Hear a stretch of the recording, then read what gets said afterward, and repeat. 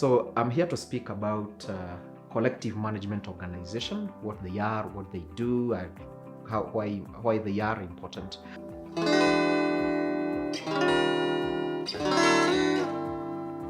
So obviously, as a musician, you may want to commercialize your work or your trade, which is music.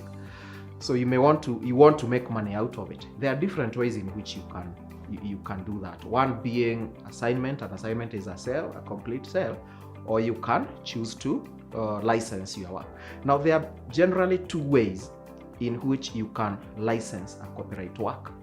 Now you can either license your music or your work privately meaning that you can license directly as an individual, and that is what most of creatives do when they deal with platforms like YouTube, TikTok, and other social media platforms. It is between you and the platform. So that is private licensing. Then you can do what we call collective management organizations. That is where you collectively manage your work with others. So what are collective management organizations, ladies and gentlemen?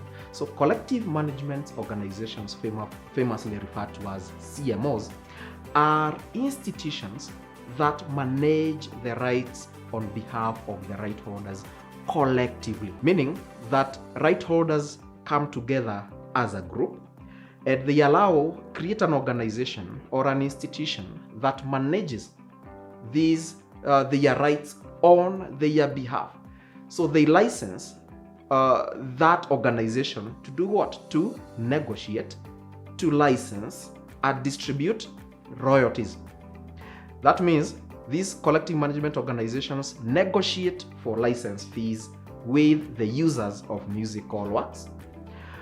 They also license the use of these musical works on behalf of the right holders, and they distribute the license fees in form of royalties to the right holders who are members of that collective management organizations, after of course deducting administrative costs and taxes. Administrative costs will differ from jurisdiction to jurisdiction, but in Kenya we always encourage that they only maintain 30% as administrative costs, and then the right holder should ideally get the 70%.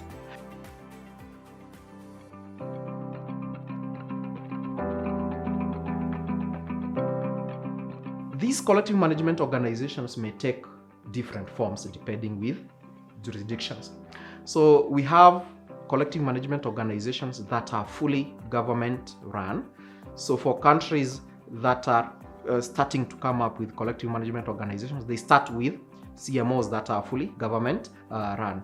Then we also have government regulated collective management organizations. These are collective management organizations that exist independently, but they are regulated by a regulator. Then we have fully private collective management organizations, which are privately run companies with no government interruptions or involvement at all. So Kenya adopts the approach of government regulated collective management organization, meaning that there is a collective management organization that are regulated by the regulator, in this case, the Kenya Copyright Board.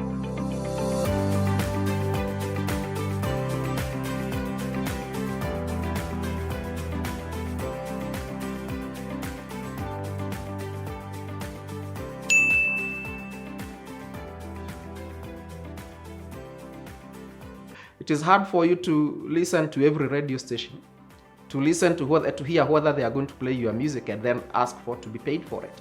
It is very difficult for you to go to every hotel and listen and see whether they will play your song and ask for a license. So that is why it is important that the collective management organization or the right holders come together as an organization, create that organization, and allow that organization to issue blanket licenses on their behalf and distribute those license fees as royalties to them. That is why they exist. And they usually have what we call reciprocal agreements. Reciprocal agreements are these agreements they have with sister CMOs in other countries that allow these other CMOs in other countries to collect license fees in that country and distribute the same through the local CMOs to the to the right holders. So those are the reasons why the CMOs exist, and the Kenya Copyright Board ensures that they perform their duties as provided for within the law. So that is it for collective management organization. So thank you so very much.